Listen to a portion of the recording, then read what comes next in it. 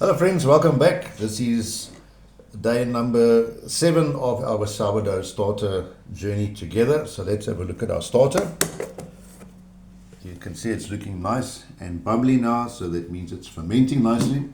So now we can look at putting our bread together. So I'm just going to cover this up for now.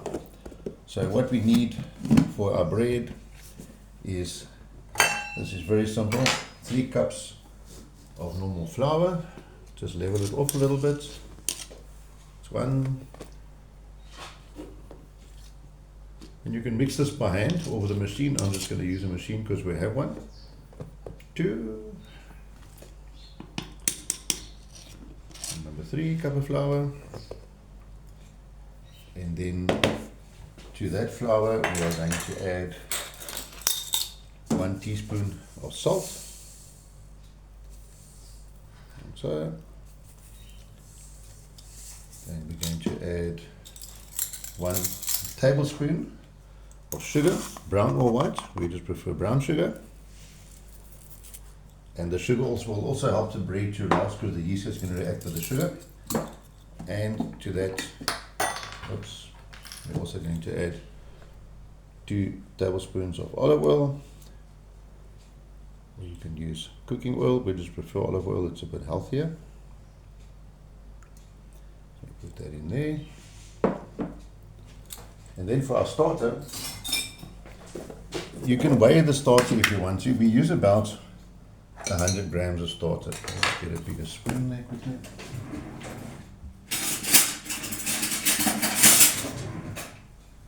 So roughly 100 grams of starter. And what we do is we've got 300 milliliters of water here.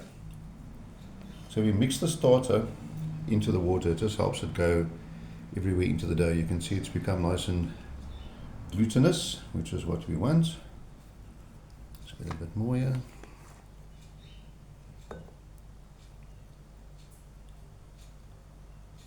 That's about 100 grams, more or less.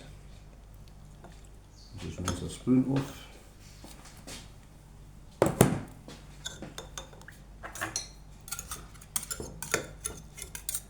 And then you stir your starter into the water. This water is lukewarm. We've just warmed it up because it's winter here and the weather's a little bit cold, so things take a bit longer to ferment nicely.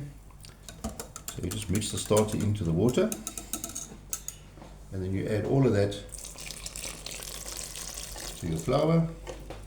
And this you can mix through till it makes a nice dough. You'll see it'll come together quite fast. You can mix it by hand, you can mix it with a machine. So we're going to mix ours with the machine quickly. We'll be back in a few seconds. Yeah. Right, so now we've got our dough in our stand mixer with a dough hook on it. And we're going to mix this at a low speed for a few minutes till the dough comes together. I'm not going to show you too long for the noise on the video. And just on what I said previously, we use a tablespoon of sugar. Sometimes we like the bread a little bit sweeter, but you can also use a teaspoon if you prefer. So it's something you can play around with. So we're going to mix this at low speed for a few minutes, and then we'll come back to you.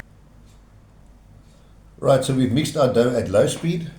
I'm just going to scrape the sides of the bowl down a little bit, so there's not much stuck to the bowl anyway. And then we're going to mix it at a slightly higher speed, also just to get the glutens going again. If you're mixing this by hand, you can just mix it a bit more vigorously till your dough comes together nicely. So we're going to mix this at a slightly higher speed now.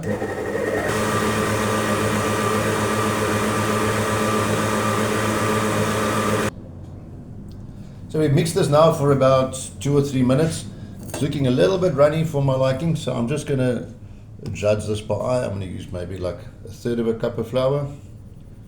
Just add that in there, and then I'm going to mix that on a low speed for another minute or 2 till the dough comes together. And we want the dough to form a ball around the dough hook or start coming together into a ball when you're mixing it. So we're going to mix this a bit more, and then we'll be back when it's mixed. So this has been mixing now for about a minute. Still looking a little bit runny, so I'm going to add roughly another 1/2 cup of flour. This should definitely do it. Pop that in there.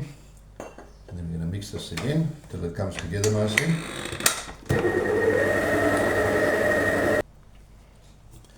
Right, so now our dough's got a nice consistency. Let me just show you. If we open the machine up, you can see it's getting nice and elastic. So once your dough is looking like this, and you have a nice rubbery, actually feels rubbery, a nice rubbery dough, then you want to mix it at high speed for literally for 4 whole minutes. So we're going to mix this at high speed for 4 minutes just to get all the glutens going and stuff, and then we'll show you how we transfer it into our proofing bowl so that we can bake and eat it tomorrow. So after 4 minutes of mixing or kneading, you can see again the dough is nice and elastic. So we're going to leave that there to come out a little bit. Then you need to transfer your dough into a proofing container. We're using this stainless steel bowl. You can use a plastic bowl if you like. And you need to oil it lightly with a bit of cooking oil, or a bit of butter, or a bit of olive oil. So you just want to spread the oil around everywhere so that your dough doesn't end up sticking to the inside of your container, because it's going to rise. So once we have it like that, well oiled, you can just scrape a bit of dough off your hook if you're using a machine. If you're doing this by hands, good idea just to put a little bit of flour on your hands too. So add that last bit of dough in there. And then using either a spatula or a dough scraper, just loosen your dough up from your bowl, or if you've been mixing this on the counter, then just pick the dough up and then simply put it into your proofing container. You can see this is very sticky, which is what you want. It's a bit difficult doing this upside down.